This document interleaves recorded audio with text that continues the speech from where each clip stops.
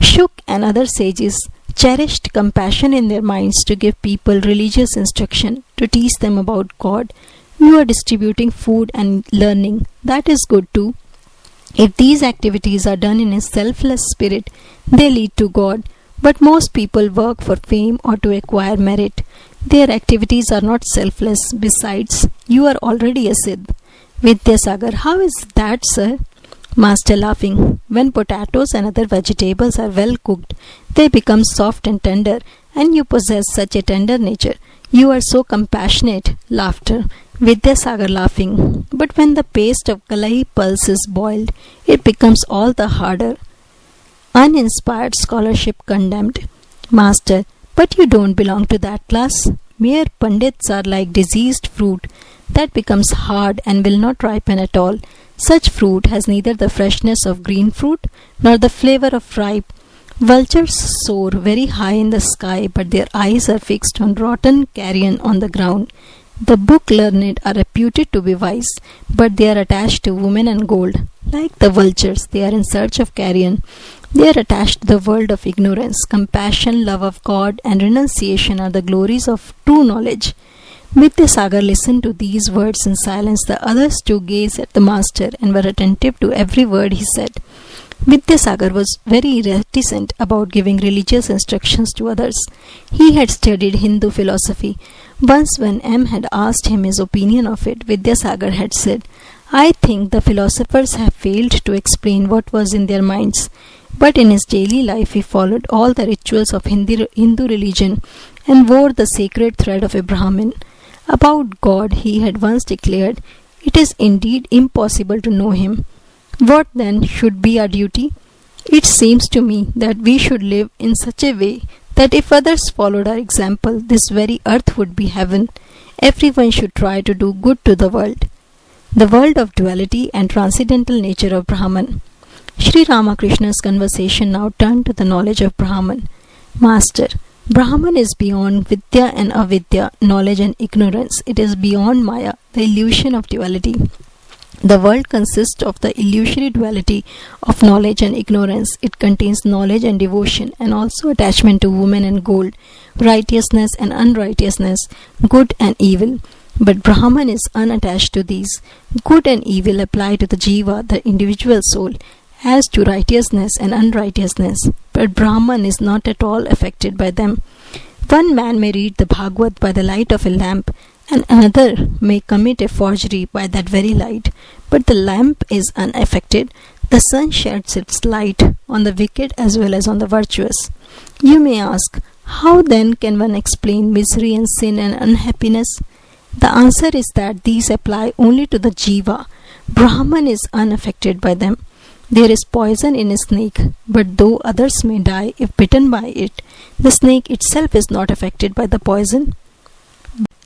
Brahman cannot be expressed in words. What Brahman is cannot be described. All things in the world, the Vedas, the Puranas, the Tantras, the 6 systems of philosophy have been defiled like food that has been touched by the tongue, for they have been read or uttered by the tongue. Only one thing has not been defiled in this way, and that is Brahman. No one has ever been able to say what Brahman is. Vidyasagar to his friends, "Oh, that is a remarkable statement. I have learned something new today." Master, a man had 2 sons. The father sent them to a preceptor to learn the knowledge of Brahman. After a few years they returned from the preceptor's house and bowed low before their father. Wanting to measure the depth of their knowledge of Brahman, he first questioned the older of the 2 boys. "My child," he said, "you have studied all the scriptures. Now tell me, what is the nature of Brahman?" The boy began to explain Brahman by reciting various texts from the Vedas. The father did not say anything. Then he asked the younger son the same question, but the boy remained silent and stood with eyes cast down. No word escaped his lips. The father was pleased and said to him, "My child, you have understood a little of Brahman. What it is cannot be expressed in words." Parable of Ant and Sugar Hill. Men often think they have understood Brahman fully. Once an ant went to a hill of sugar. One grain filled its stomach. Taking another grain in its mouth, it started homeward. On its way, it thought, "Next time I shall carry home the whole hill." That is the way shallow minds think. They don't know that Brahman is beyond one's words and thought. However great a man may be, how much can he know of Brahman? Shukdev and sages like him may have been big ants, but even they could carry at the utmost 8 or 10 grains of sugar. As for what has been said in the Vedas and the Puranas, do you know what it is like? Suppose a man has seen the ocean and somebody asks him, "Well, what is the ocean like?" The first man opens his mouth as wide as he can and says, "What a sight! What tremendous waves and sounds!" The description of Brahman in the sacred books is like that. It is said in the Vedas that Brahman is the nature of bliss. It is Sat Chit Anand.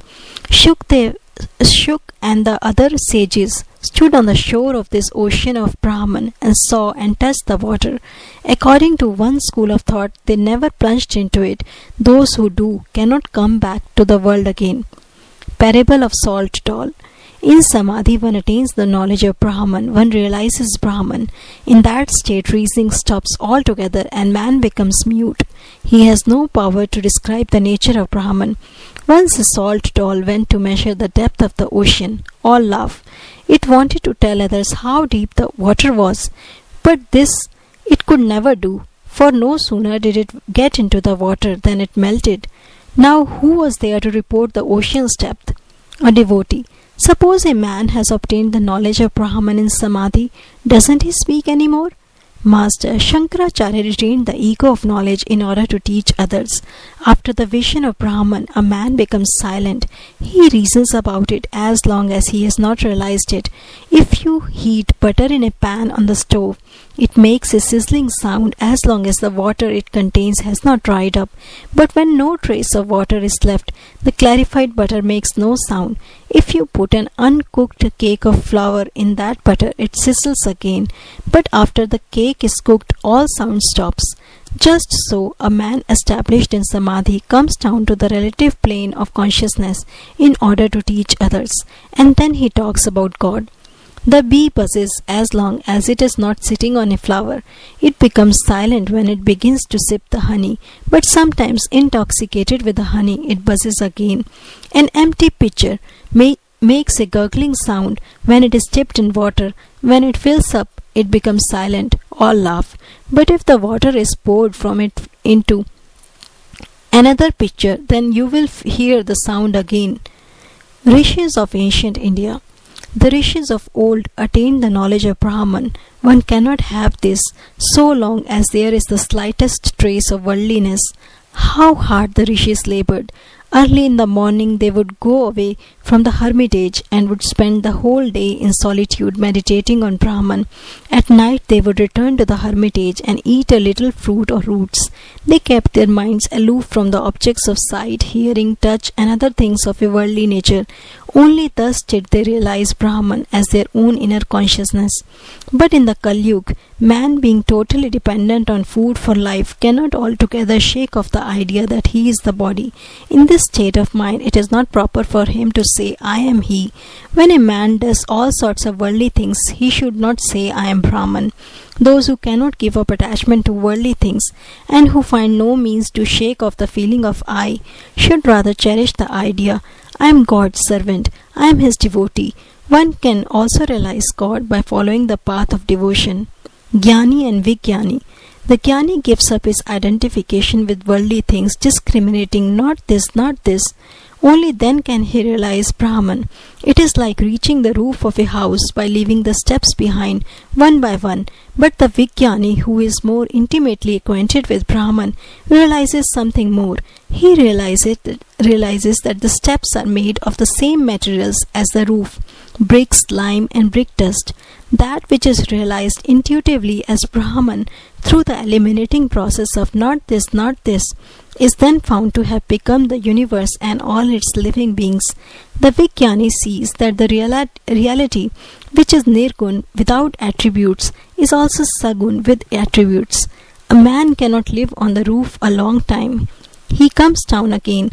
Those who realize Brahman in Samadhi come down also and find that it is Brahman that has become the universe and its living beings. In the musical scale, there are the notes Sa, Re, Ga, Ma, Pa, Dha and Ni. But one cannot keep one's voice on Ni a long time.